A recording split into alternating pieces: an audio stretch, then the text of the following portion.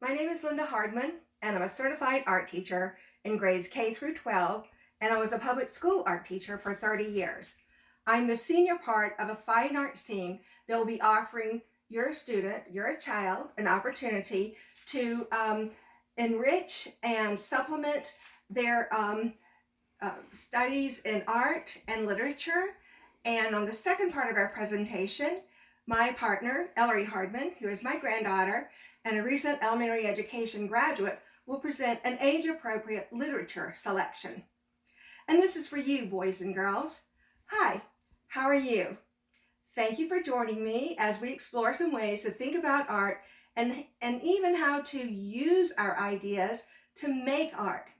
You may have heard people say from time to time, I'm just not good in art. And maybe you thought about that too. But I'm here to let you in on a big secret. Everybody is an artist.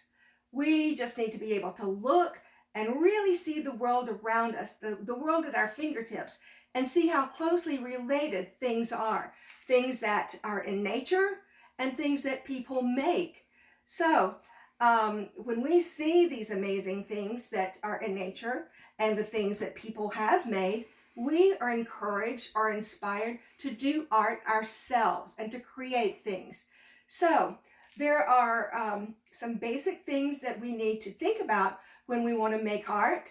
And one of the things that we're going to be thinking about is lines and how using lines help us become better artists, and also to see how artists throughout the ages have used lines to create their art, even going all the way back to cavemen times when they drew on their cave walls to show the different activities that were in their life.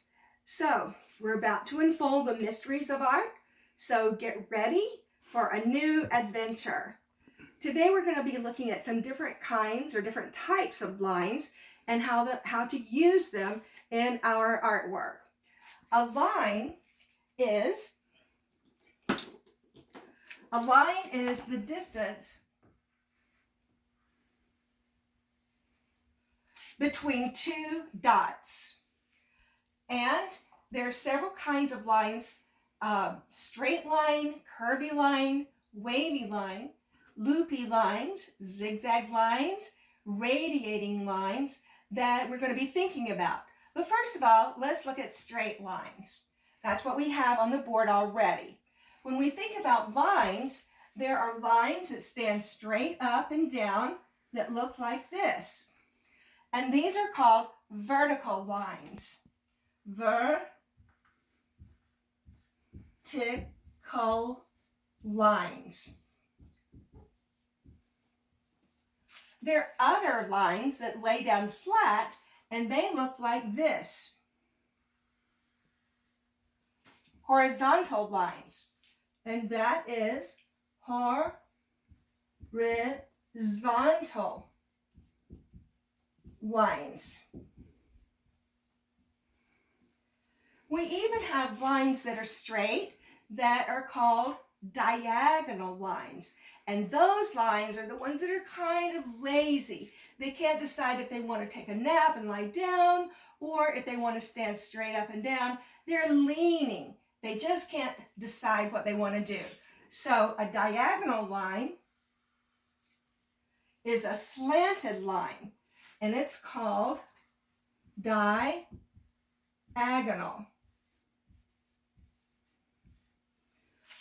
We're going to see some examples of those lines in just a minute. Now, there are other lines that I want you to think about, and one is when the line has a few bumps in it, we call it a curvy line. And it looks just kind of like this. Curvy.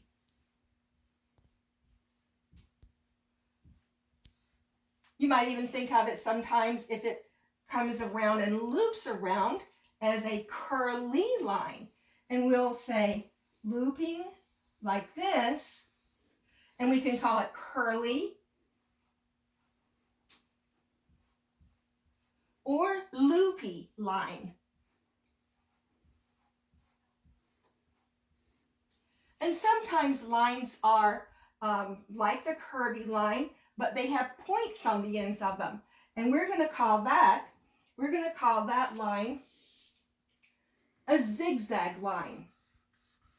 Pointy lines up and down, and it's a zigzag line.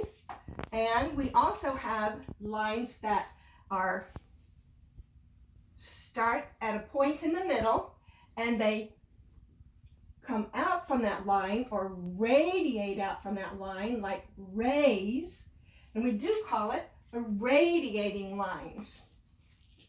Call them radiating lines. And let's just think about some examples of those real quickly. On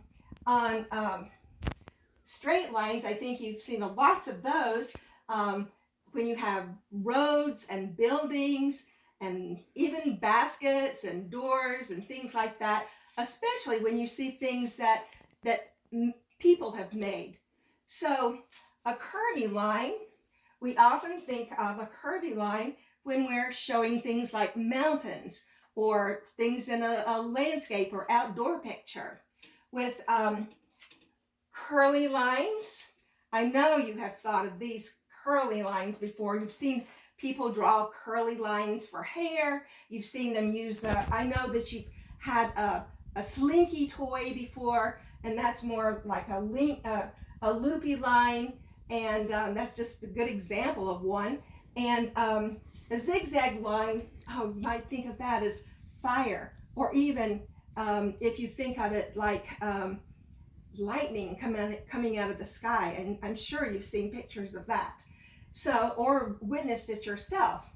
Now, a wavy line, oh my goodness, I forgot to put wavy line on. We want to make sure we have that. So I'm going to add wavy line, just the points on the top, and the curvy line underneath. And sometimes we see people use wavy lines to show things at the beach, the tide or the water at the beach. You might be seeing a lot of those. Now, with the radiating lines, I'm sure you've seen examples of the sun. If you've drawn the sun before, it might be that you've seen spider webs because they radiate as well. Flowers, certain flowers look like they radiate. And we're also, if we sometimes take this vertical line and we cross it with a horizontal line, we'll just call those crisscross lines. And we'll put them right here. And we could even cross diagonal lines and call them crisscross. Crisscross lines. And I bet you have made this, played this game before. Tic-tac-toe, where you have vertical lines crossing horizontal lines, just like that. And whenever you win the game, you usually draw a line, something like that, which is a diagonal line to show whether or not you're the winner. So those are some different kinds of lines that we're going to be thinking about today and that you'll use over and over in your artwork. I'm just going to erase that real quickly. And, well, no, I'll leave it up there because we're going to be looking at some examples of lines in these different pictures that I'm going to show you. By the way, these are just some things that I had around my house. Right now, I know that we're all kind of having to stay close to our houses, our homes, and inside our homes, and play around our house. So I just want you to be thinking about things that you might see around your house. And I'm going to give you a little bit of an assignment in just a few minutes that might send you on a little bit of a hunt looking for those. The first thing I want to show you is the mantle, and the mantle around my fireplace, and you can see that those are horizontal lines. Very nice lines. Remember, I said people use horizontal lines a lot to make things in buildings and furniture and other kinds of structures.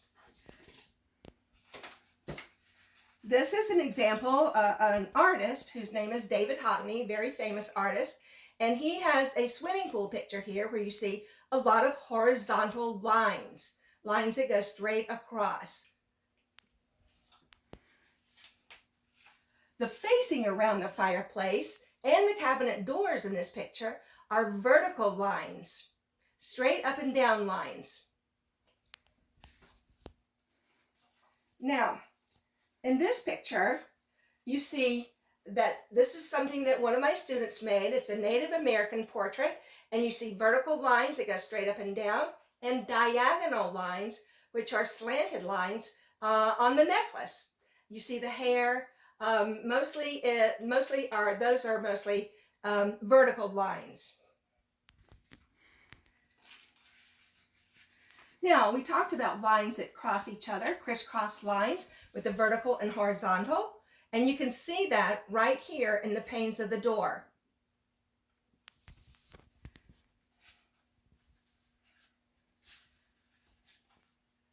Now, if you look at this student painting, an outdoor painting, but look off in the background and you'll see some a picture, or the part of the picture that shows a fence, and there's some horizontal lines of the that are going across the fence, straight across, and then they're crisscrossed with the vertical lines of the post.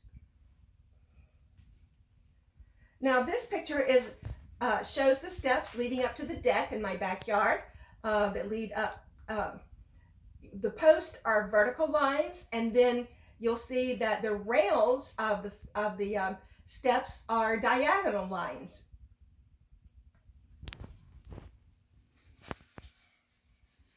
I love this painting that a student made, a self-portrait